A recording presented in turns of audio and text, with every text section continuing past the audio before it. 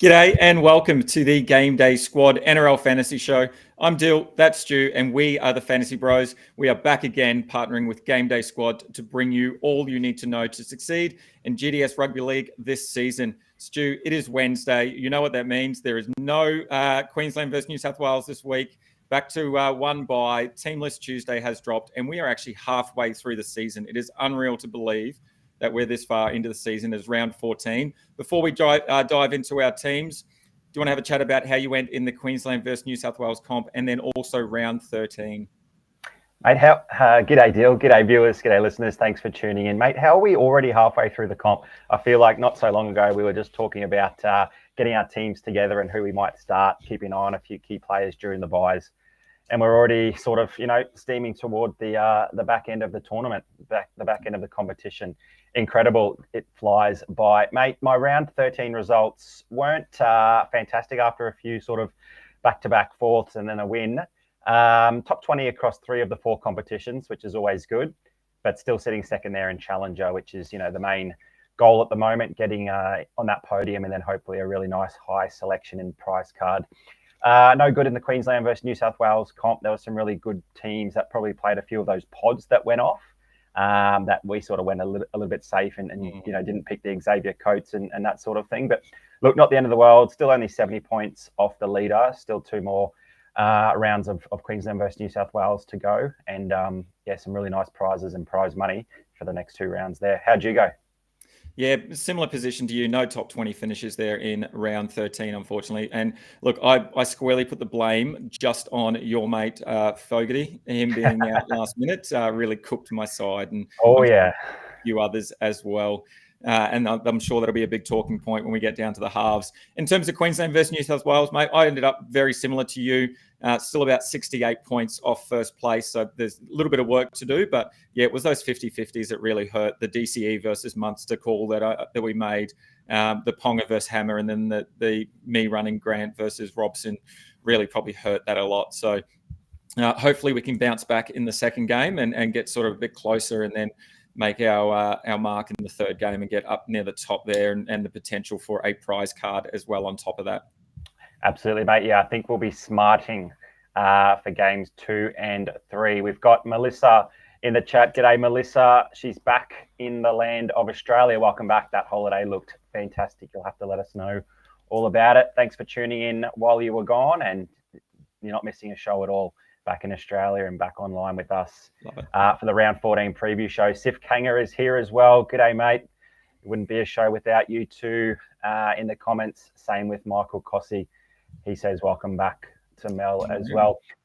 Hey guys, despite no podium placings for the Fantasy Bros in round 13, we continue to have success in a range of competitions. We've obviously got a 2-time GDS winner and the first ever GDS Cup winner in Dill as well. So plenty of experience being shared to you every single Wednesday night. So make sure you give the Fantasy Bros a follow on YouTube and join us for our live shows on Wednesday night. If you can't make it for the 7 p.m. start every Wednesday night, you can always hit up the channel and rewatch the show and get some of our tips and fast forward through to the positions that you want the most information about. If you haven't already, make sure you give us a follow on Instagram and TikTok as well. Still, I think we're getting close to triple figures subscribers on YouTube. That'd be pretty exciting to hit, wouldn't it? Yes, yeah, definitely. Not only are we almost at triple figures with subscribers, we are almost at our 50th show together, talking about GDS across a range of sports. Wow. So as we get closer to that, we might try and see if we can align both the milestones there and have a bit of a party show, I think, with the 100 subscribers and the 50th show. That's a bit like Papali'i playing his, 300th and Horsburgh playing his 100th or so. There's a couple of big milestones there for the boys in green. Yeah, love it. And they're playing really well. Obviously, they had a couple of good games the last couple of weeks, and they're looking the goods, as are the Warriors. So we're pretty happy with how we're going. And look, we're pretty happy with where our teams are placed at the moment. But if you are new to Game Day Squad, you're just scrolling through YouTube, TikTok, etc., and you see our mugs on the screen, you think, what is this? It is an unreal competition to get involved with. It's definitely not too late. We're halfway through the season, but there are some unreal announcements that we are going to drop that have already dropped over on Discord as well, that we'll talk about soon, particularly for some new coaches. All you need to do is go over to the GameDay Squad website or download the app on both Apple Store and Google Play. Create your account and use our promo code FBRL25. If you chuck that in as you are signing up, you will be rewarded with 3 9-player common packs straight away, and they'll have a range of cards in there. So common packs, you could get up to a diamond or even a legend as well. And that rarity is unreal. And that'd be an awesome way to start your GameDay Squad journey.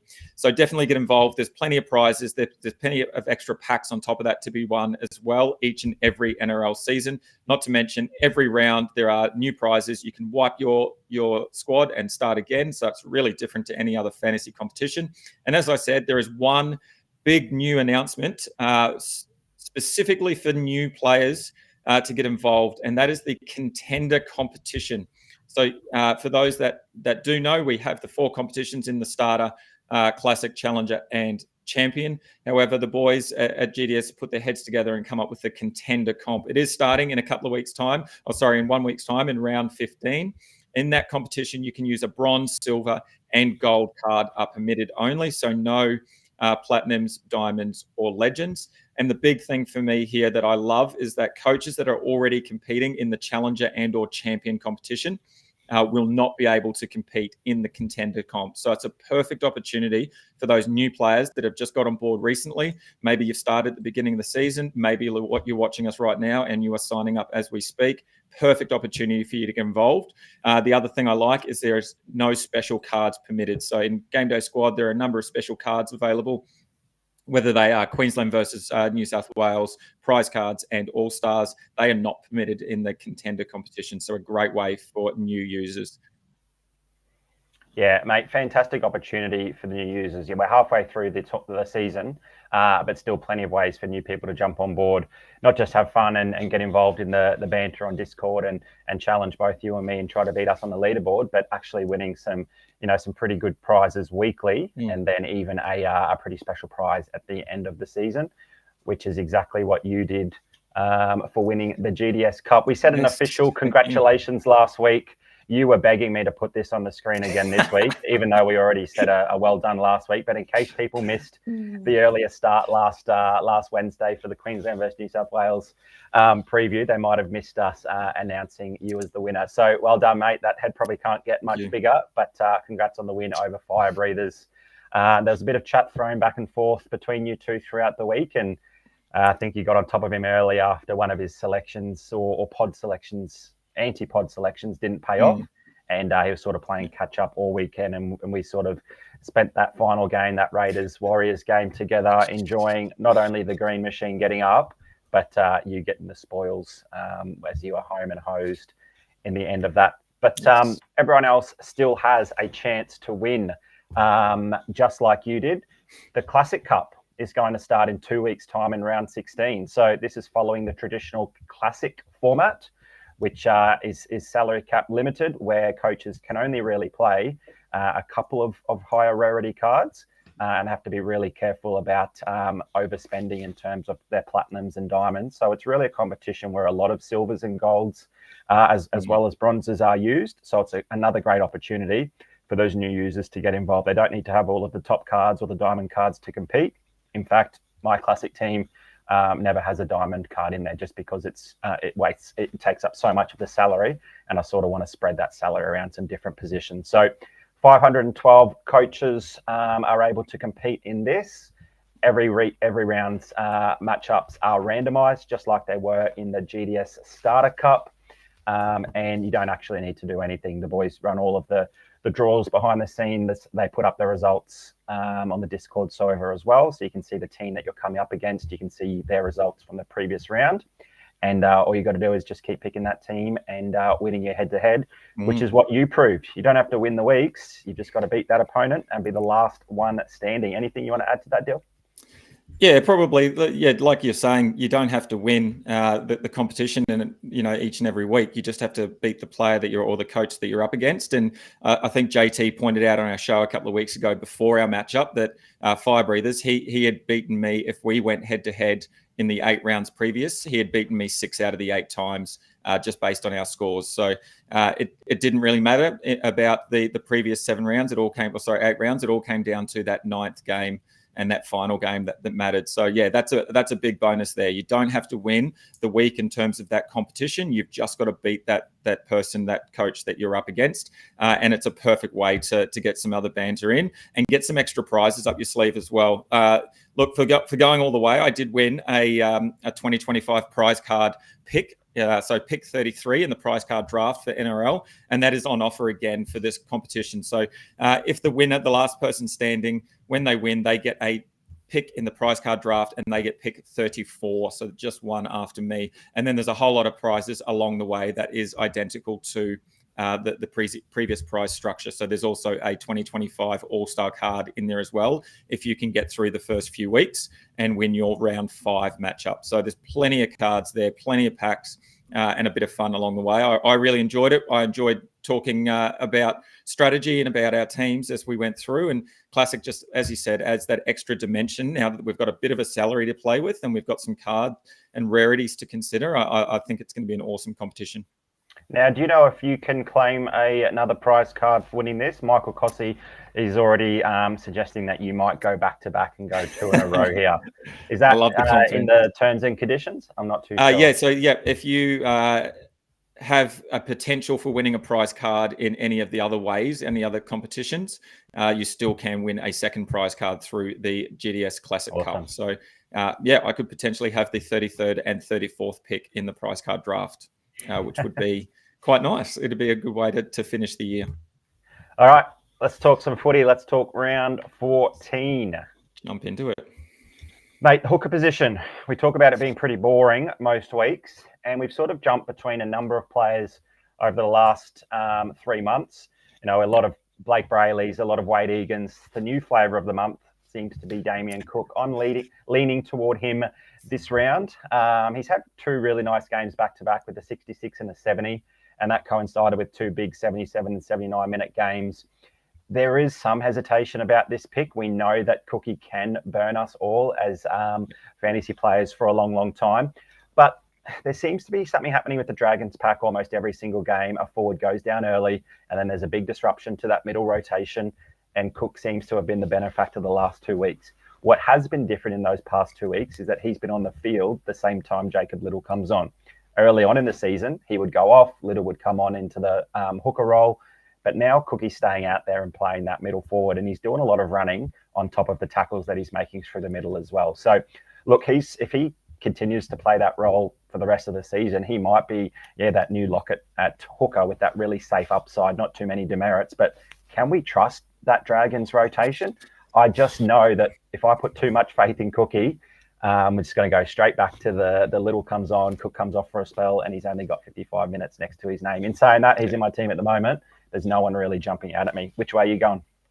Yeah, I've got exactly the same thoughts around it. My question is, just does Flano keep Cook on the field when Little comes on? And that, it happened a couple of times earlier in the season, and I persisted with Cook after he had a really good game and he played that 80 minutes and he had sort of that hooker back into lock role that we sort of projected might happen at the start of the season. And then that disappeared, 2 games later, and we saw back to that hooker rotation. The other interesting thing to note about that last game in particular is Clemmer played that whole first half in the middle as well. He didn't come off at all. So that rotation makes it it's so confusing. But like you said, there seems to be a forward go down almost every game. We had Couchman a couple of weeks ago.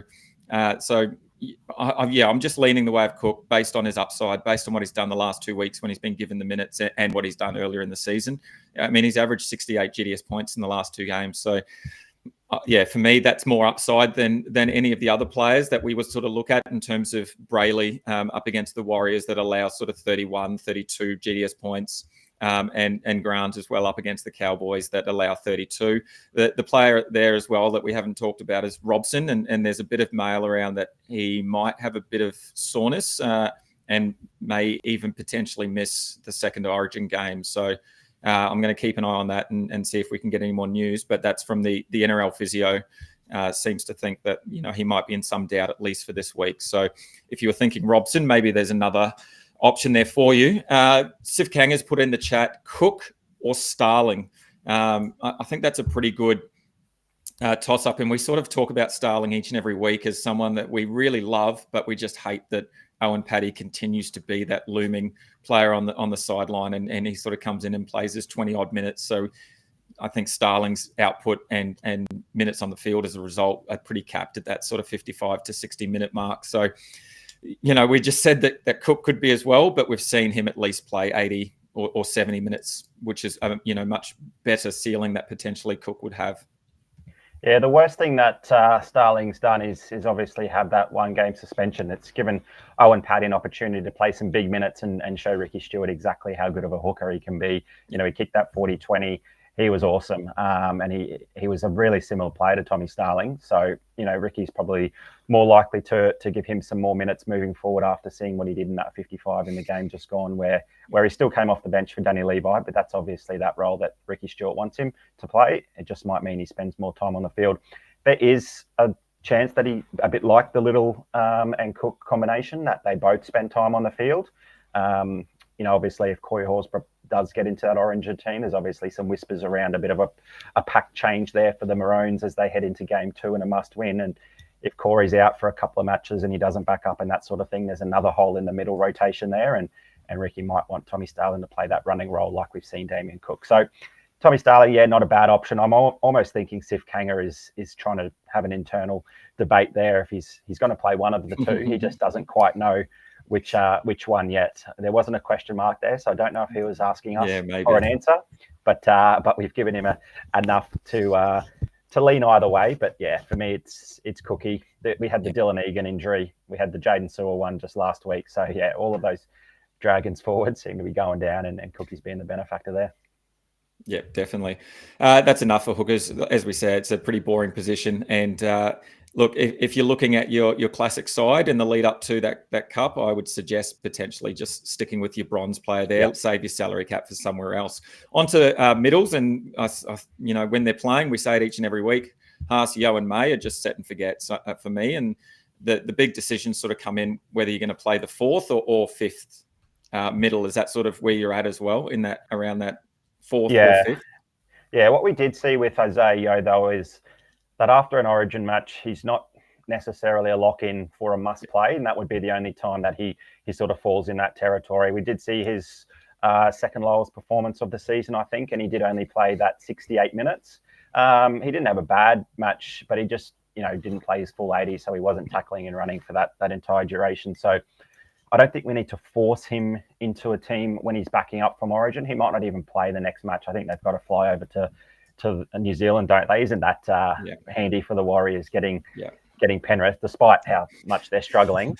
They've got to fly from Perth with all of their Origin stars over to New Zealand, and I think Ivan Cleary's already hinted towards resting a few of those blokes. So, yeah, if Yo is named in that team, even if he starts, that's probably 1 week where I would consider not playing him, but look, he's an ultimate professional. He's going to be back to his scores of, high 50s, mid 60s with a little bit of attacking upside there as well. So, yeah, absolutely. Haas, May, and Yo are certainties. For me this week, I'm only looking at the one extra middle. Mm-hmm. Look, Warriors fans, look away now, but that injury to Mitchie Barnett, devastating for him, for the club. Not as much the Queenslanders, but look, no Barnett for the rest of the season for the Warriors. Hope his recovery from that ACL does go well. He's going to be a big loss for them, particularly after Tohu has gone as well. But that just means a bit more upside for maybe Aaron Clark. We did see he scored a 62 in round 12 without Barnett, which is what we're expecting from Aaron Clark at the moment. Interestingly, though, that match just gone where Barnett went off the field injured in the first half, Aaron Clark still only played 55 minutes. So not too sure what the go was there, with the middle forward off. His minutes went back down a little bit. I can't imagine that's going to be a sign of things to come. He's just been absolutely unreal and been a magnificent signing for them. So, yeah, I'm pretty confident to play Clark in there as a 4th middle forward. I'd be a lot more confident if he was still getting that 63 to 67 minutes. But look, the Warriors are going to need to lean on him now that, they know that Barnett's out for the season. And, he's just been ticking along really nicely and going really, really well. Yeah, you really just don't want to be a player in the Warriors to have the captain armband, do you? We lost Tohu at the start of the season. He was our captain. We brought in Mitchy Barnett to back him up, and now he's gone. So, yeah, a bit concerning for the Warriors. Obviously, we're playing pretty well at the moment. We're in third spot, but plenty of work to do. And I agree. I think Aaron Clark's going to be the big beneficiary with no Barnett. And if you look at the bench makeup at the moment, and obviously that's not finalised. That gets cut down, obviously, the day before and then cut down again an hour before. So, keep your eyes out for that. But the final bench makeup, will be really interesting. At the moment, Weimulga, he's been working through the middle off the bench and he's only averaging 25 minutes on the field. And then Laban comes back in. He's had really limited opportunities. I think he's had 4 or 5 games off the bench as well, and he's averaging sort of 23 to 25 minutes. And then Stower Smith made his debut a couple of weeks ago, and he's off the bench. And although there's plenty of raps on him, I still think he's got a lot of work. So it's a bit scary to think those 3 blokes have played limited NRL footy and potentially going to play some bigger minutes. So I could see them leaning on Aaron Clark quite a lot. And then I'd just be interested to see how they play TMM then off the bench as well. They've sort of been giving Wade Egan that 15-minute spell, 10-minute spell, and TMM playing in that hooker role, but maybe Wade Egan stays on the field and plays a bit more through the middle as well. I don't know what that rotation is going to look like, but I think still Clarkey will benefit from that most of all. So I think I'm going to run Aaron Clark as well. And then my big sort of decision from there is do I run a third edge with some really great options, or do I stick with a tried and true method of playing a fifth middle? At this stage, I'm leaning towards that third edge just because there are some really good options this week, and there's going to be some really tough decisions about who needs to be set on the pine. Well, do you want to jump into that edge position now and talk through a few of those options? Yeah, let's get into it. Don't forget, if you are keen to ask a few questions, make sure you chuck them in the chat as well. If you've got a start-sit question, we will try and answer it as best we can. And also, if you want to chuck in who you're playing so we can analyse that for you, that would be unreal. But yeah, if you want to kick us off with the edge forward position, Stu. Yeah, Dill, I'm going to play Hudson Young, Keon and Toby Couchman. So obviously starting 2 of those and 1 on the bench. That means there's no Dylan Lucas in my team this week. And some people might look at me and call me crazy, particularly after that, what was it, a 3-try effort just 2 weeks ago and that big score of 90 plus. But we know that he's dealing with a bit of a shoulder complaint. Even in one of those tries that he scored, he sort of got up clutching it. Last week, he was a bit underdone. He looked a bit underdone and sort of grimacing a little bit. So I think he's nursing that shoulder pain, that shoulder injury, and that sort of had an impact in his game last round.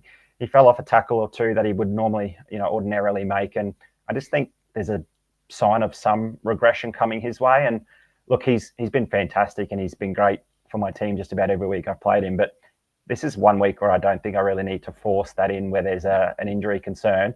And I really like Keon Kwalamatangi. I mean, I think he's going to be heavily owned by a lot of coaches, heavily played.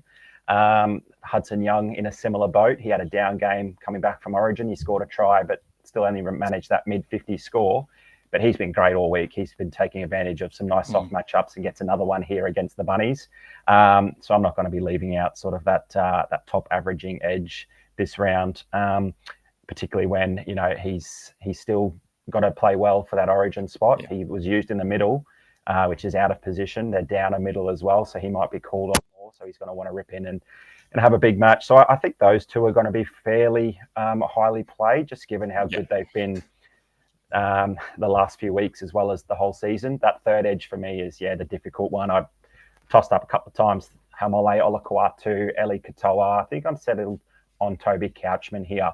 There's a possible 80-minute opportunity for him on the edge there for the Dragons. Obviously, like we said, they've had a number of injuries to their middle forwards, and now Sewer on the edge as well. So, look, he might get 80 minutes on that edge, and we saw him get that in the match just gone. He played predominantly on the edge there for Jaden Sewer. He made 44 tackles, 160 running meters, 4 tackle breaks, and a solid 70. And that was a first match coming back from a shoulder injury. He had no strapping on the knee, which was fantastic.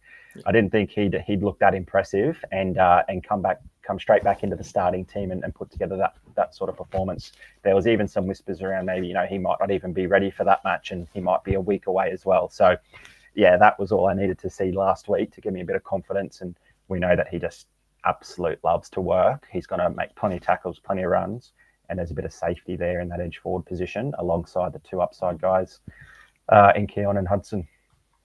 Yeah, I do still like Couchman a lot, even though he is named on the edge. And, we've talked about him a lot and the absolute gold that he has been playing in the middle rotation, but you can play him on the edge in GDS. But I still think there's plenty of upside there for him, like you said, based on those stats from last week and the potential to once again back up and play another 80 minutes. I think that's pretty juicy. Although just reading the comments here, the Cozzy curse might be in full swing, because he's also going Couchman this week. So hopefully the Cozzy curse does not happen, as you say, and Couchman has another decent game. The other player that I really love, as you said, is Keon Kalonga-Matangi. He's an edge forward playing 80 minutes in the middle for Wayne Bennett. I don't think you need any more convincing, but if you do, the stats the last 2 weeks, he's averaging 80 minutes, averaging 45 tackles, 250 run meters, 6 tackle breaks. So that's an average base and power of 88 GDS points. So if you're not playing him, good luck to you. Also, I really hope Laurie Daly isn't listening to this show, because I don't think we need Kalonga-Matangi to be lining up in that blue jersey in a couple of weeks' time. I'd prefer him to stay for our GDS squads. That would be nice. But yeah, I'm definitely running with him. It's hard not to play him. The other player that I'm playing is that bloke you mentioned, is Dylan Lucas. And yeah, you're right. He had a bit of a poor showing against the Dragons, but after that massive game against the Panthers the week before, and look, the massive game the week before, it was an absolute sweet game to watch, because I knew that JT or Fire Breathers didn't play him. So every time he touched the ball, I was absolutely cheering, and he was the main reason that secured the GDS Cup for me. So I kind of have to go back to my boy just maybe one more time. But yeah, I'll be keeping an eye on that injury news. I just had a quick look again to see if NRL Physio had put anything up, but there's no news yet. I mean, if he's been named and he is named to play, I feel like they have confidence that he will do a job, and that confident that he is fit. So hopefully that's enough good news for me to continue playing him. He does match up against a potentially tougher opponent in Manly. They've got obviously Hamole and Garrick down that side, but they're both missing an average of 3 tackles each per game. So there's definitely an opportunity there to see Lucas have a couple of tackle breaks. And we know if he has a couple of tackle breaks, he generally has a really good game and potentially can find the line as well. If the news isn't good, then I'll be leaning either Hudson Young or Ali Katoa. Ali Katoa hasn't had the greatest season for an edge forward, and we've seen some really great opportunities for him in the past. But he's up against the Cowboys, who allowed an average of 45 GDS points to right edges, which is one of the highest across that position. So there's definitely an opportunity there for Katoa to score some points, potentially with his inside player in Jerome Hughes also having a big game based on the stats as well. So yeah, I'll keep an eye on the Lucas news, and if I see something that I don't like, then I'll probably be moving over to maybe Hudson Young or Ali Katoa, and that'll probably be a sort of a late swap later in the week, I think, for sure. But at the moment, Lucas for me, just because we know how good he is, and we know what he can produce when he's on fire. What world are we living in where Eli Katoa is being out-averaged by Ewan Aitken and Jackson Ford? Not only that, but Jackson Ford has more tackle breaks than Katoa in the same amount of games as well. And Aitken isn't far behind, having played 4 games less.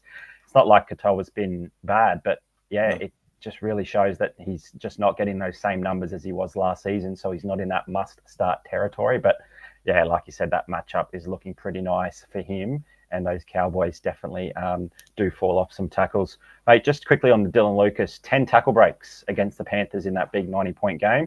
Followed that up with just the 1 against the Dragons. Yeah. So, that tells you maybe, he wasn't running or hitting the ball as hard, palming or fending off as much. It's a big difference going from 10 to 1. So there must be some sort of lingering pain. And yeah, for me, that's just enough to look elsewhere, particularly when we've got a few of those other good options.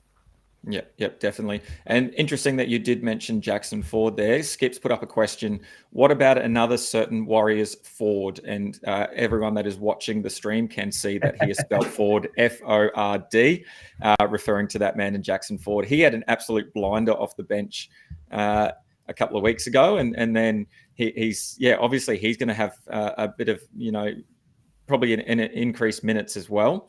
But I want to see that first. We know that Aaron Clark can produce, and we've seen that. But I just want to see that from Jackson Ford and whether he can handle that load. Because I've seen in the past he can play an 80-minute game and come away with that with very little stats and not really be seen at all on the field. So I just want to see it first before I start believing. But yeah, definitely someone to keep an eye on. And if you don't own a Jackson Ford card, it might be a good opportunity now to go and have a look and see if there's something out there that's a cheap price, because he's probably not on the minds of many coaches at the moment. Yeah, interestingly, Ford seems to play a lot better off the bench. He sort of is kept out of that first 15 or 20 minutes and then plays big minutes after that. When he sort of starts the match, he's no guaranteed of playing bigger minutes, if at all. And yeah, some of his numbers look even a little bit better coming off the bench. But yeah, I'm sure there'll be some sort of upside there. Definitely a bit of a wait and see. Particularly when we've got so many other good options. But yeah, absolutely a bit of a pod there. I like Skip's little pun. And if you're game enough to have a risky play there on Ford, good on you. It could certainly pay off. And he's not going to score he's not going to get a try assist every single week with a little grubber kick in behind. Wasn't that pretty special? That's great. From an interchange prop forward. Maybe that's giving him a whole heap of confidence, and he's going to do that a little bit more closer to the line. Definitely. And just before we move on, Jack Ganley has joined us, and he's just gone back and watched the last week's stream, which was the Queensland versus New South Wales stream for that game. And he was involved in our major prize card draw, which was the Daly Cherry Evans Queensland versus New South Wales card, and he won that. So well done to Jack. We'll be in contact a little bit later. So if you have Discord, Jack, you can get onto the Game Day Squad Discord, and you can find us on there, either Quasi or Stewie Moi Moi. Or if you want to, you can sort it out through our Instagram page as well. You can just DM us over at FantasyBros AU, and we'll sort it out there, mate. So well done. Congrats again. And no doubt, if you keep your eyes on the next Queensland versus New South Wales stream, we'll have another awesome card or a couple of cards to give away as well, for sure. Alrighty, moving into the halves. And I think one half in particular is fairly easy, and that's the Nathan Cleary pick. I don't think there really needs to be much discussion there. It doesn't matter whether they're winning or losing. Nathan Cleary gets the job done and scores big points. So it's going to come down to the next two positions. Remembering we have three halves that we can play. Obviously, that second name there on the list, Jamal Fogarty, has probably burnt a few people, and he might be in the back of the minds of people rather than at the front at the moment. Look, I've got one that I'm definitely playing at the moment, and that is Nico Hines. And there's no other reason I'm playing it except for he's a good-looking bloke. That's an important part of footy, but also he comes up against an informed Warriors. And I'm just a little bit nervous. We know how much Hines likes to destroy the heart and soul of Warriors fans, and he's been doing it since 2021. He averages 62.3 fantasy points against the Warriors, and he had a standout game a couple of years ago in 2022 where he scored 132 fantasy points. So he seems to like that game up against the Warriors. The Sharks are at home as well. So I'm just a little bit nervous about that, and it might be an emotional hedge to maybe throw the Sharks off a little bit. But that's where I'm looking at the moment. Cleary, Hines. And then my third option, it probably comes down to three of those players on that list there in Jamal Fogarty, Izzy Katoa, and potentially Jaden Campbell, although I do have a sneaky pod in Jerome Hughes. He's been probably well below par for the season based on what we've seen in previous seasons and the output that he's given us. But we did suggest at the start of the year that might happen, that he might have a down year due to, the return of Munster and the impact that he has on the output for Hughes. But Hughes's average this year is 38. In the last 3 games, it's increased to 43 GDS points. And the key for me, he comes up against the Cowboys, who allowed an average of 56 GDS points to right halves this season. And that's the most by any team. The Cowboys have been better at defending in some games, but we've seen some slips and we've seen some massive scores against them, particularly from the right half. So he's potentially my pod of the week. And it's just whether I play him or Izzy Katoa or potentially Jamal Fogarty as well. Yeah, wow. All right, bit to digest there. Look, I wouldn't recommend Jamal Fogarty after him dogging you so badly last week. And I think you missed that news, didn't you? So you played a donut for what, maybe the first time in a couple of seasons. First time ever. Yeah, so I was able to pivot across to Sandon Smith. It wasn't amazing, but at least it was better than a 0. And some people managed to play Ethan Sanders and even Ethan Strange, who was the best scorer there. But yeah, look, that's the importance of keeping an eye on those team lists if you can, and then having a couple of pivotal backup options just in case. I think that Jamal Fogarty news caught a lot of people off guard, and it was just disappointing that it was the last match of the round, and we couldn't really do much if you hadn't heard it sooner, mate. All in agreement with you on Nathan Cleary. I really like Isaiah Katoa as my second choice here this week. Mm-hmm. He's been one of the form halves in the competition, not just in terms of fantasy scoring, but just in general play as well. He's looking really, really good growing into that role and getting better every single match. He's got a nice fixture here against the Dragons. And look, he's been accumulating stats in various areas all across the park. And there's not even too many attacking involvements contributing to those high stats each and every week. Whereas I think the big difference between him and like a Nico Hines type is that Nico sort of relies on a lot more of those attacking stats and the goal kicks to keep his head above the water there.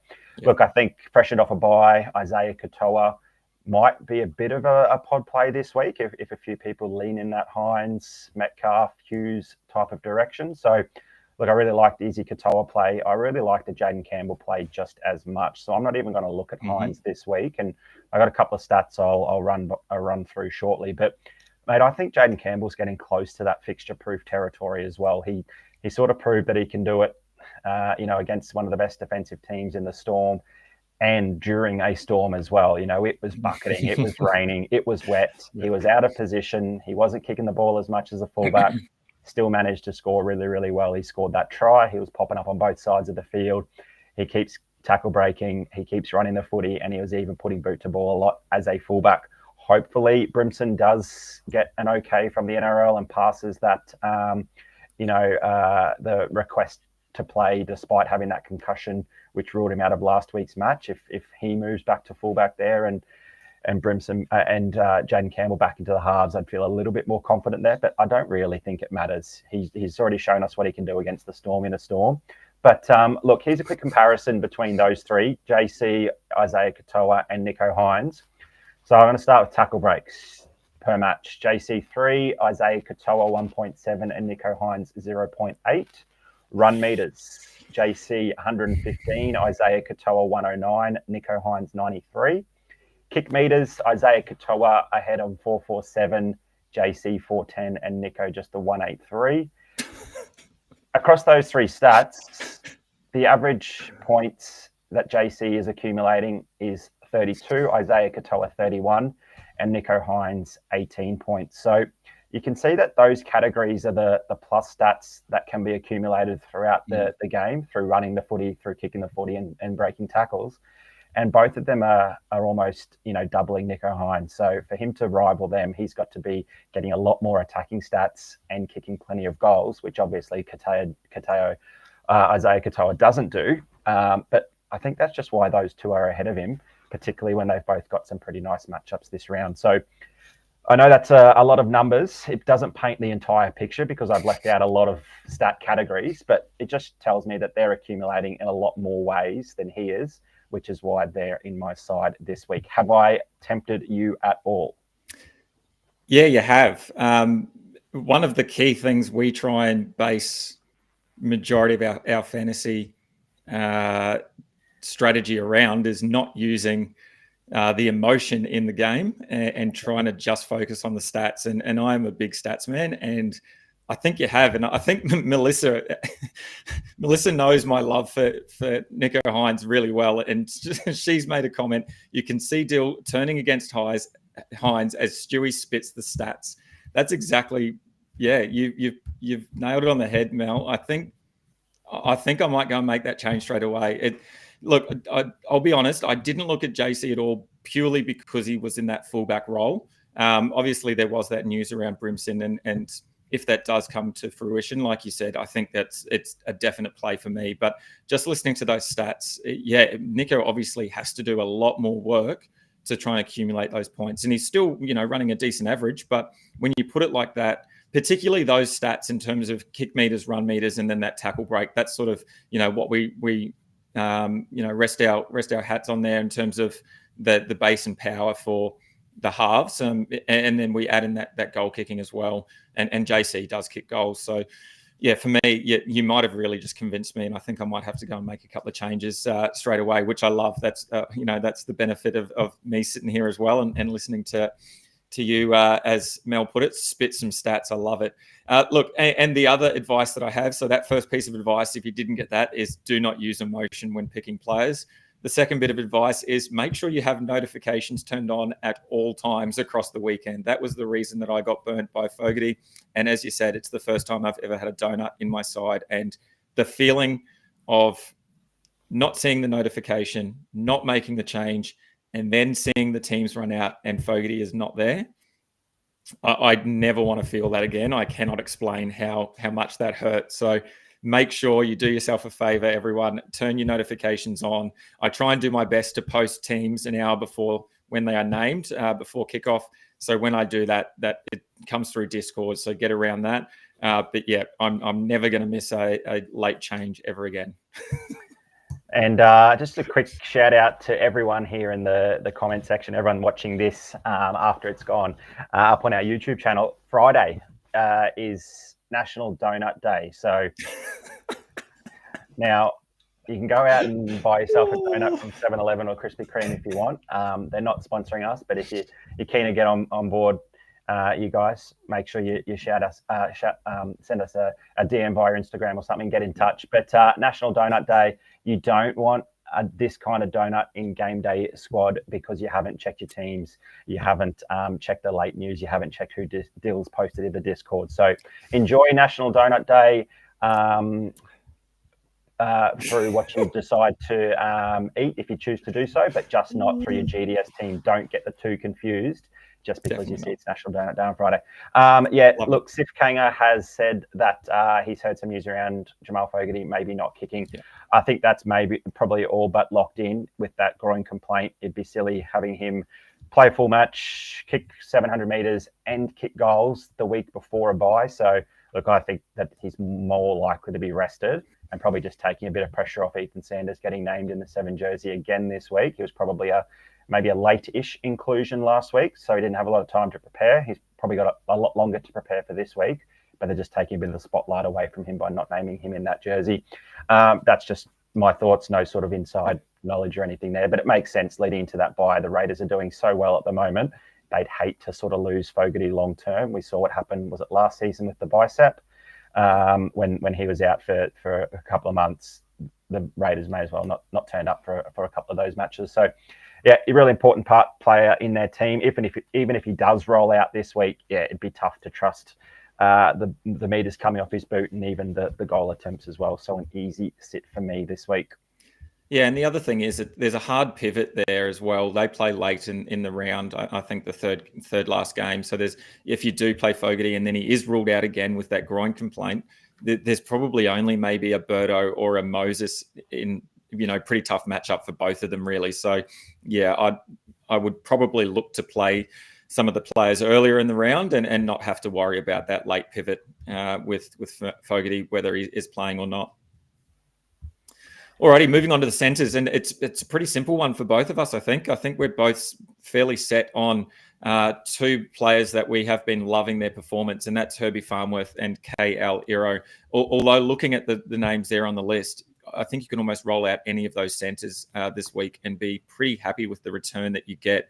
Tamale's been playing some really good footy. Garrick, we know, has some really good games. Val Holmes continues to have a decent run, albeit, with a whole lot of demerits to his name. And Nick Meaney has some good games as well. So I don't think there's potentially a bad option here. But for me, we continue to say Herbie Farnworth is matchup proof. This is the perfect opportunity actually to prove that. He comes up against the Dragons, who have limited left centres to only 19.5 GDS points this season. So he's got a lot of work ahead of him, but if he can do it, he will definitely be that man that is matchup proof. And then Ito is on an unreal streak. He's on a try-scoring streak that I don't know if we've seen before. He's had 8 games in a row where he has scored at least 1 try. He obviously had a bit of injury through the middle period of the first half of the season, but he has still maintained his at least 1 try per game average, which is amazing to see. On top of that, he's got the base stats in him as well in terms of run meters and tackles, and then that power as well. He's averaging 45 in base and power. So then any attacking stats on top of that is just absolute gold.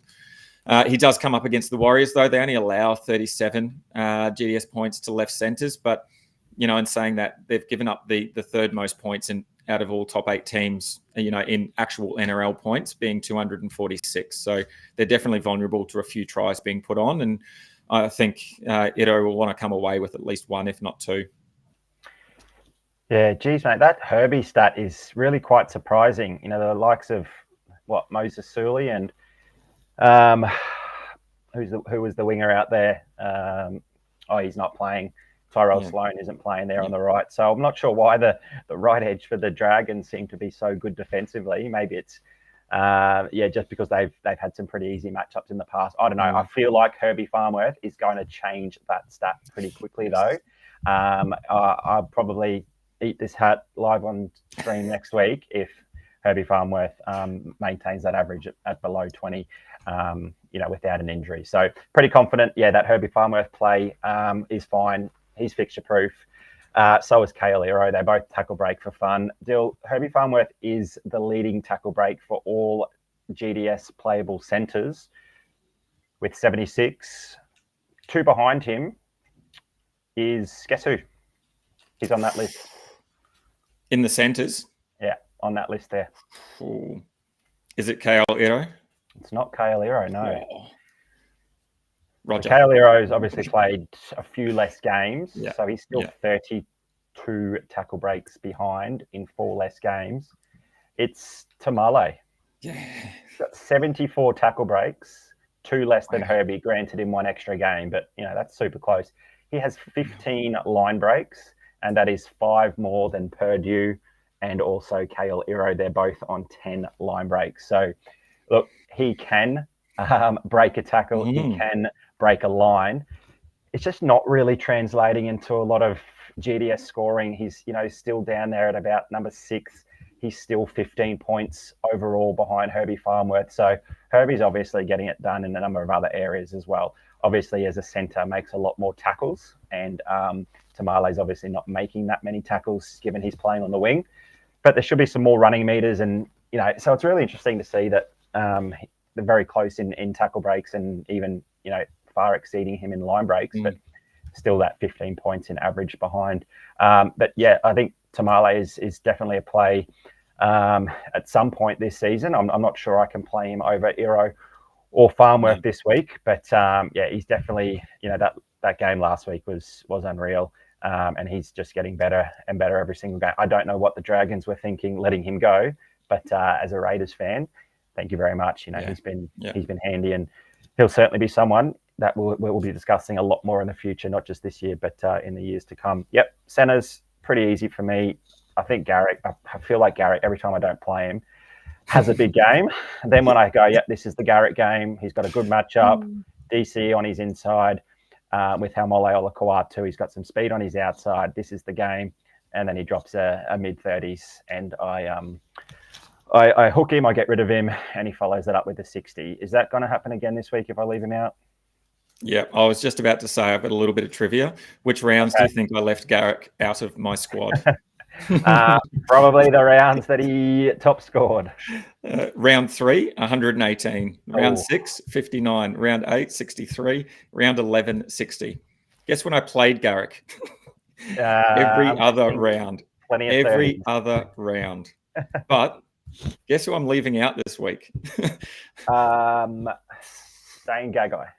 Man, look, I'm going to be watching that game.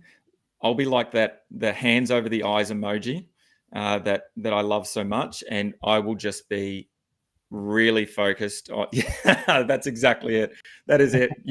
How did you get that so quick? That is going to be me watching Garrick. He's going to have a big game because I'm not going to play him, and I'm going to. I hate doing that again. Is that again using emotion to pick a player, but. Yeah. So anyone out there that doesn't have a Ito or Farmworth card, you can almost guarantee that Garrick should have a big game because I'm not playing him this week, and no doubt he will burn me. I'm playing him in at least a classic side. He's at least going in my classic team.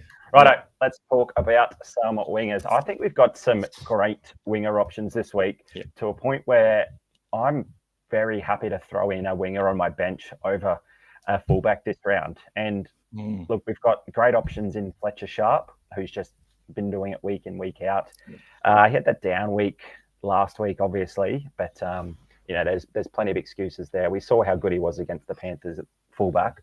He's now back to 5'8" with Ponga lining up there at the back, so he should get his hands on the ball a little bit more in attack and not rely on those, two less than quality halves giving him some better ball in position. He can actually do what he wants with the footy now, which is great to see. So I think, despite that poor score, I don't think there's any need to jump off him. We know how good he's been. It wasn't a small sample size. He's been unreal for a long time this season. But look, we see Tuapoloto return this week. We see Zachy Lomax, another game back from Origin. We see Brian To'o with a really nice matchup against the Tigers. And Lehigh Hopewade, he has just been unreal since moving to the back.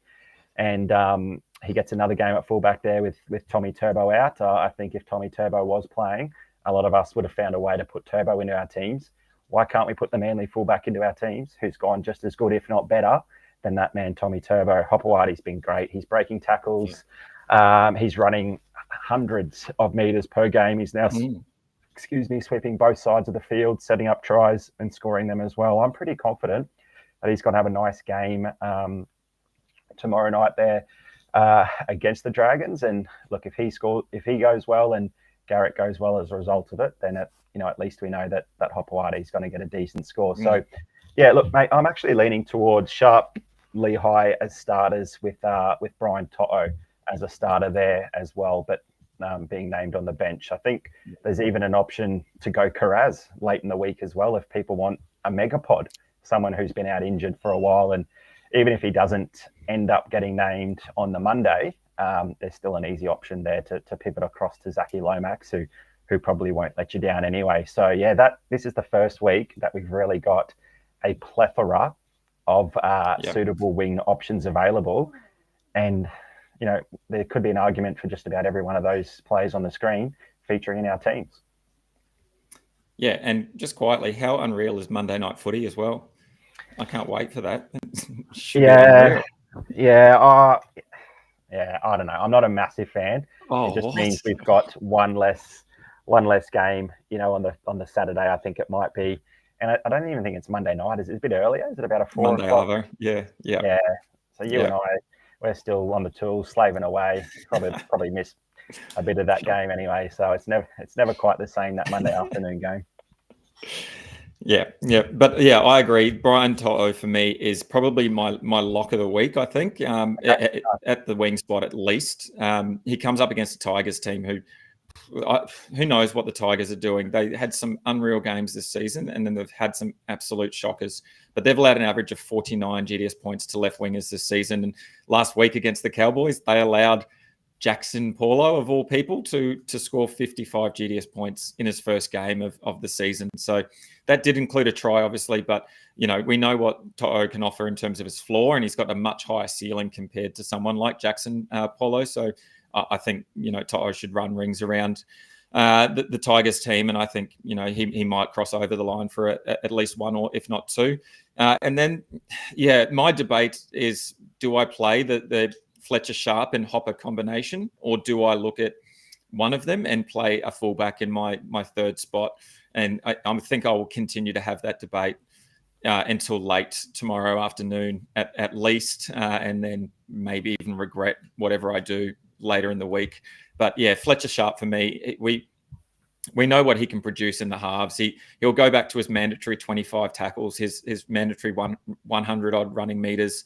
I guess the concern maybe is the defensive work of Manly, particularly against left half this season. They've limited left halves to only 36 GDS points, which is sort of the lower end of halves scores. So you're a little bit concerning there. But we know that Sharp touches the ball so many times, and he's in everything when he is playing half, that I think it's hard not to go with him. And having that combination back of him, as well as Ponga playing as well, that Marju I think is coming back into the side there too. So most of their players are back and ready to go. And if Lucas is healthy, then it should be they should be better for it. So Sharp definitely, and then it just comes down to whether I play Hopper-Wade, I think, or potentially that third fullback. And Hopper, as you said, he's been electric last week against the Seagulls at fullback. It was 237 run meters, 4 tackles, 4 tackle breaks, the base and power of 40. Add to that the potential attacking stats that he has on top, and he's got a really nice ceiling. But again, maybe a tougher matchup on paper. The Knights have only allowed 35 to fullbacks this season, so that could be a tough matchup there. I guess it just depends on which Knights team do we get. Do we get one from 2 weeks ago where they absolutely tore shreds to against the Panthers, or do we get last week's version of the Knights where I think we're all just shaking our heads? And I think one of our mates who was a Knights supporter said, who the hell would pick them in a tipping comp? And I think that was fair to say, and it's probably fair to say again. So it just depends on which Knights team that we get. And I'll probably make that decision minutes before kickoff, whether I go Sharp and Hopper, or Sharp or Hopper and a third fullback. Yeah, I think maybe spreading around some of those wingers across other competitions is the way that I'll play things, rather than going the same combinations across all 4 comps, just because you're just going to feel sick if you leave one of them out after talking about them, and they go really well. So it's easy to sort of filter that that glory or the agony across some of your teams, and not having to experience all of it if it comes off for one of those players, or feel absolutely rotten if you pick the guy, if you don't pick someone and he goes off and he goes nuts. So I think that's what I'll do with the wingers this week. I might sprinkle some of them across all of my my teams. But I really like the winger option. We've said in the past that it's been pretty boring, but John Boney has seen that the money man is back. Tua Piloto. Yes, that'll be exciting there for the Dragons. I don't think we've had a 6 wingers on the screen anywhere near as good as this. I think we had Jesse Arthurs on the screen 1 week. Yes, we did. And it just wasn't quite the same when Jesse Arthurs is featuring there on the screen in comparison to these 6. We've just broken the record for the length of time speaking about wingers. Let's get into some fullbacks still. Yeah, and again, there's so many options. You look at those 6 players on the screen, and again, you could easily play any 3 of them, any 3 combinations, sort of thing. So it's another tough week, and I think for me, probably the first player that I am playing from that list is going to be the Hammer, Tabuai Fido. I really love his matchup against the Dragons this week. They give up an average of 57 GDS points to fullbacks, and he comes off the bye last week, post-Origin 1, so he should be fresh, should be ready to go and have a big game. And look, if we go back a few weeks, since that ton against the Panthers in round 6, Hammer has kept his average at about 60 GDS points across the subsequent 5 games since then. So the 60 GDS points average is enough for me to go, Hammer into my side. He doesn't mind getting over the line and scoring a try and putting the fins up. I'll be cheering him against the Dragons, and I think he's just a lock and load for me. The second player that I'm probably will definitely play is Pappenhausen, and he just continues to do Pappy things, doesn't he? He had a down game against the Sharks a couple of weeks ago in round 11, but then returned in round 13. after that bye, after the major bye round, and put 51 against the Titans, which you look at that and you go, well, 51 is not too bad. The thing for me that I really like is the stats against the Titans. All of his stats were below his season averages across every aspect, and he still finished with 51. So that obviously tells me that that was one of his poorer games, and that's sort of his floor. So we can expect a lot more from him. And he's always around that footy and getting involved, and he just continues to look really good in that side. They do face the Cowboys, who have been hot and cold this season, and they've got their own defensive issues. And the Cowboys have allowed the most NRL points to be scored against them of any team in the top 8, and that's 288 points. So I could see a big Melbourne Storm score up against the the Cowboys there as well. Can I just give you a quick stat, a Ryan Pappenhausen Storm versus Cowboys stat? Yes. He's played three matches, his last 3 matches.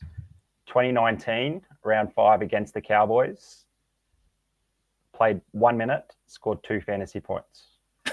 2021 against the Cowboys, played 33 minutes and scored 14 points. And then in 2024, played 14 minutes for 7 points.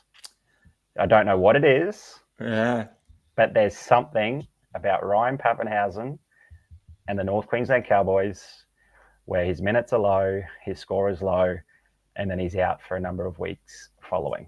Just something I've noticed. I'm not speaking that into existence, but boy, those last 3 starts against the Cowboys are anything but enticing. And that correlates too with then the Storm matching up against the Cowboys. They haven't beaten the Cowboys since 2021. So maybe Pappenhausen is the key difference for them to get a victory against the Cowboys. But yeah, you're right, Melissa. Melissa, once again, in the comments, just seeing it exactly as it's happening, saying that Stu is breaking me. You're absolutely breaking me this week. Pappenhausen, Nico Hines, 2 blokes that have unreal hair and are great at footy, and maybe I won't be playing them. Well, yeah, that's put a bit of spanner in the works. But yeah, at this stage, unless there's some stats that you can throw at me that might be telling for maybe Mitchell or Edwards, I think I'll stick with Hammer and Pappy, and then it's just going to be that third position, whether I go someone like Latrell or whether I stick with one of the wingers in terms of maybe Hopper. Yeah, look, I rattled off all of those stats, but I'm still going to play Ryan Pappenhausen. There's no like, you can't put that much stock in 3 matches dating back to 2019 when he's fit, he's playing the best footy he has since 2019. He's at a red hot team. He's playing unreal himself. He's got the goal kicking duties back. It would be silly to sit him just because you're expecting that trend to continue. It very well might, and we can all just sit here and shake our heads next week and say we knew it. But no, I can't sit someone with his ceiling with this sort of matchup at home after last week. I think Craig Bellamy even came out and said he was disappointed. He thought that match was garbage, that they sort of only just skidded across the line there against the Titans in a match that he felt that they should have won by a lot. So I expect a really big bounce back here from the Storm, and Ryan Pappenhausen's going to have his fingerprints over everything. Yeah, definitely. Yeah.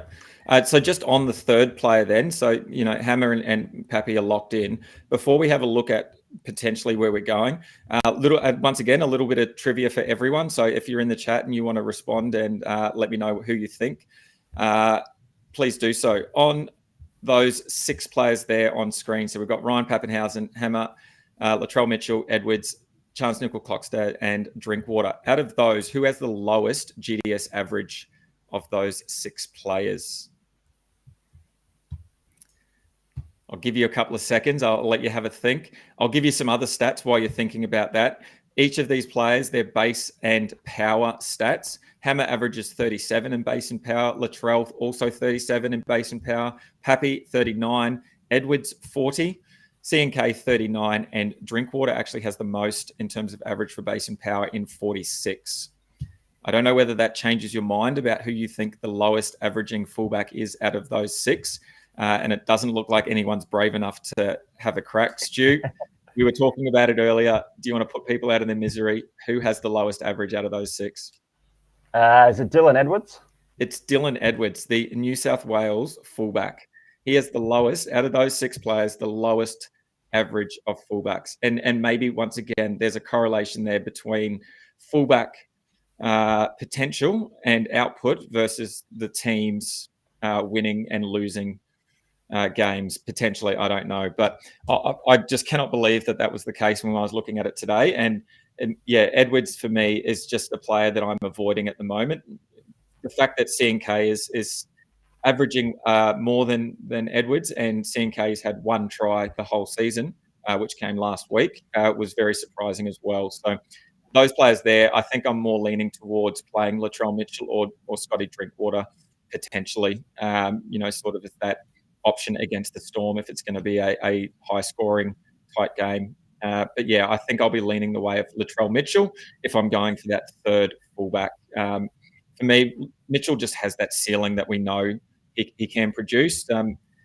Look, there's some other genuine options in centre and wing, and if I don't go with them, I'll go with Mitchell. He's a lot more enticing in terms of that ceiling than some of those wingers as well. On paper, the matchup looks tough against the Raiders. It looks like the Raiders should have an easy day out, but they've allowed an average of only 26 to fullbacks, which is crazy to think that the Raiders are able to limit fullbacks so well. But we just saw last week Teddy scored 88 points against them. So, they've got some vulnerability there maybe. And in the last 3 games, Mitchell has scored an average of 75 GDS points. That is hard to ignore, potentially, when, you're looking at someone like having Lomax or Hopewade in the 3rd spot there, and their average is sort of around that 50-ish mark.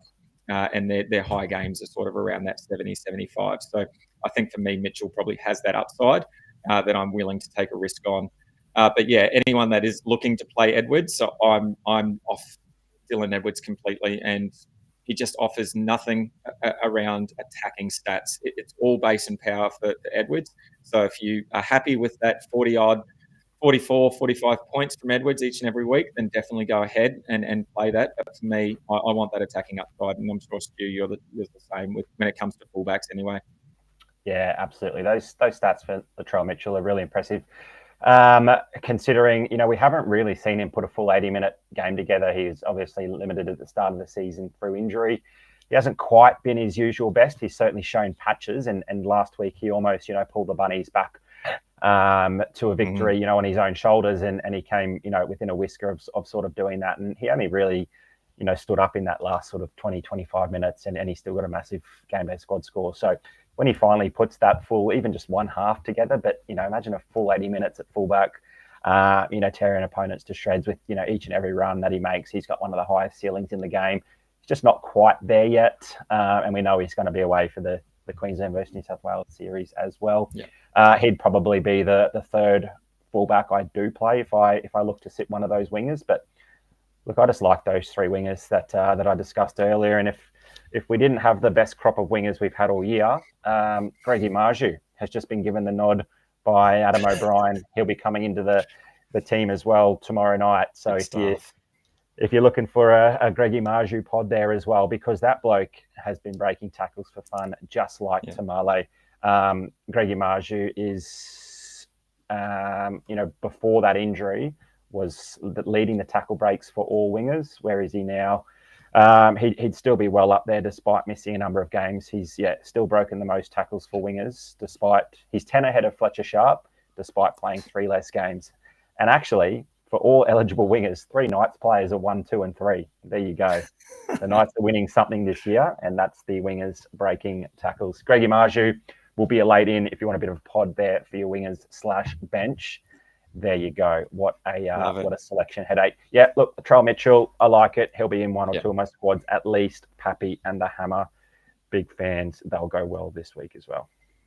And once again, Mel's on the money there. We struggle for a winger for most rounds, and now we've got to struggle for choice. And the benefit of not having options is that you can't really make a wrong decision because you don't have that option. Now we've got plenty of choice, and no doubt someone, either you or I, will make a wrong decision for sure when it comes to one of those wingers. And one of the wingers that potentially we didn't really talk about, someone like Xavier Coates, might have another massive game up their sleeve as well.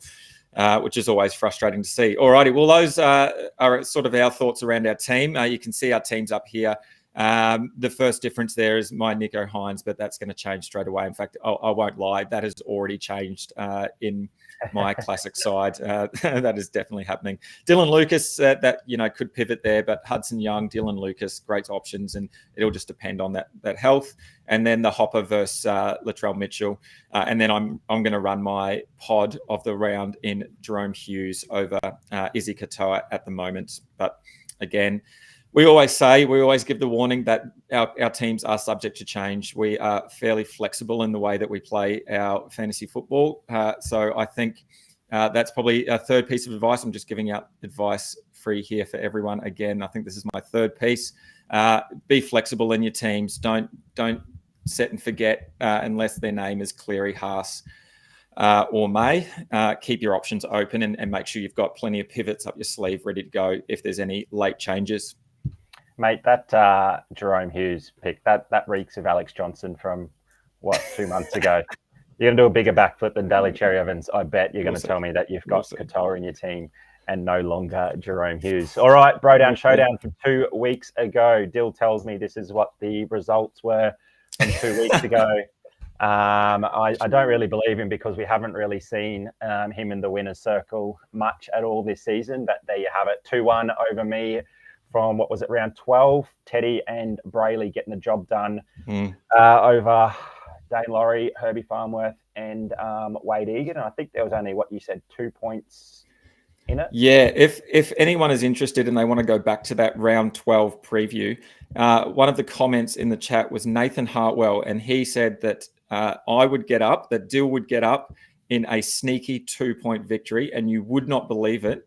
It came down to Brayley versus Egan, and Brayley got up by 2 points. So Nathan Hartwell, well done, mate. Congratulations on not only picking the winner, but picking the difference as well, which is a ridiculous thing that you could do. And for that, we decided that we would celebrate with a 9-player pack that we are going to open. We're going to spin the wheel as usual for the winners. So if you haven't seen this before, Bro Down Showdown, we each pick a player in a position. We go head to head and we either win 3-0 or 2-1. If we get up 2-1, then all those people that commented us in the chat will go onto the wheel and potentially could win some cards. So I'm going to share my screen here, Stu, if I can kick you off, and I'm going to find my wheel of names. And no one believed that I could do it. So there are only 3 names on the screen this week. That is Cozzy's Bossy, Nathan Hartwell, and John PB8. Thank you, boys, for believing in me and believing in the players. And as a result, one of you are going to win some cards. And of course, luck would have it, Nathan Hartwell is the winner there. Congratulations, Nathan. Congratulations, well done, Nathan. Well done. So not only did you pick me to win, but you also picked that difference. So usually we would give away 1 card, but today let's do it a little bit different because Nathan not only picked, but he also won. Let's give him 1 card from each row. Okay. You tell me. So top row. Top row, we're going to go left card first for Nathan Hartwell. Wow. Well, Nathan Cleary. There you go. Good start. Dang. Okay, the second card, we're going to go in the middle. Let's see if we can get something great to go with that Nathan Cleary. Okay. Laban. Could be one for the future. We'll have to wait and see. And let's go the far right on the bottom row for Nathan. I'm glad you said that. My OCD couldn't take it any other way. All right, looks like we got a gold card here in Luca Moretti. No, I think Nathan Hartwell won the day with Nathan Cleary silver there. And that's probably going to go straight into his GDS Classic Cup team. Yeah, definitely. Now, let's do something else as well. Okay. What viewers don't know is that is actually a all-star pack. That is correct? It is correct. So let's open the rest. And if there is an all-star this week, let's give it away on next week's show for whoever wins Bro Down Showdown. Ooh, okay. Let's do that. Let's do it. It is a 9-player common all-star. I don't know what the likelihood is, but we've seen it happen before. So where are we going, Dill? You tell me. Yeah, let's just go top first. Let's finish the top row. Let's get some good Silver cards Paulo, here. a gold sewer. Yeah, nothing there. Let's go second row. Here we go, middle. Will Penasini, he's back this week. Glorious King, Will Penasini. Scotty Sorensen. Not what we want. Let's finish off strong. Joe Chan. Jackie Chan. And, and another gold card there. A Dan Saifidi. Not today in the common all-star pack, but that Nathan Cleary for Nathan Hartwell. Congratulations. Well done, Nathan Hartwell. Great work. Alrighty, looking at this week's Bro Down Showdown, we have a big matchup. I'm on a bit of a win streak, so let's hope that I can continue how I am going. And Stu's going to bring it back up on screen. We have my pick for edge, centre, and fullback this week. So we spun that wheel again, and that's what came up. My pick of Couchman, Farmworth, and Pappenhausen up against Stu's Kalongamatangi, Iro, and Tabuai Fido. So if you think Dill is going to win this week, if you think I can go back to back, just comment my name in the chat, either right now live or after watching this, and go back and do it on the YouTube page. Or you can comment Stu, as Stu has just done. So he's now put himself in the draw for next week if he gets up. If you think that Kalongamatangi, Iro, and Tabuai Fido are going to get one over on me, then you can comment Stu as he's just done. And if you win, you could go into the draw there to win some cards, and you could be the proud owner of potentially a Nathan Cleary. And straight away, we've got a few coming through. So thank you, Jay Boney. Seems to. I've got Sif Kanga there saying me. I've got Michael Cozzy going me. I've got Jay Boney jumping in and backing Stu, which is great to see. Mel is having a go at Stu for backing himself. There's no proof that was me. Great. There is no truth behind that. You probably went for me. Yeah, maybe. Then I could get a card finally. So thank you very much for that. Unreal. Make sure that you keep those comments coming through, and you can do that all the way up into the final game of the round. Look, this is it for us tonight. Thank you very much for joining us. We have absolutely loved it. I'm pretty sure, if my count is correct, this was show number 48. So we've got two more or one more, and then we'll hit our big 5-0. So round 15 will be our next show, and that will be next Wednesday, the 11th of June at 7 p.m. The show after that, am I correct in saying that will be the Queensland versus New South Wales show? Correct, it will. Massive 50th show. That is unreal. That should be a great one. So let's do something big for that as well. So make sure you tune in for that.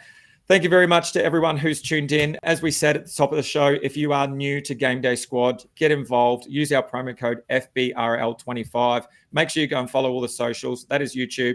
You can go and watch us on Facebook, Instagram, TikTok, as well as listen to us on Spotify. That is published every Thursday morning. Sometimes I can even get it to publish Wednesday late at night. So if you are wanting to listen to us again before you fall asleep, you might be lucky enough to do so. Thank you very much. We appreciate your support. Love your comments and the conversation that happens. Good luck to everyone this week. We're over halfway through, so plenty to go, but it'll all come down to the last few rounds for sure. Have a great week. Good luck all. Thanks, Stu. Thanks, Dill. Good luck, everyone. Thanks for joining again. Catch you next time.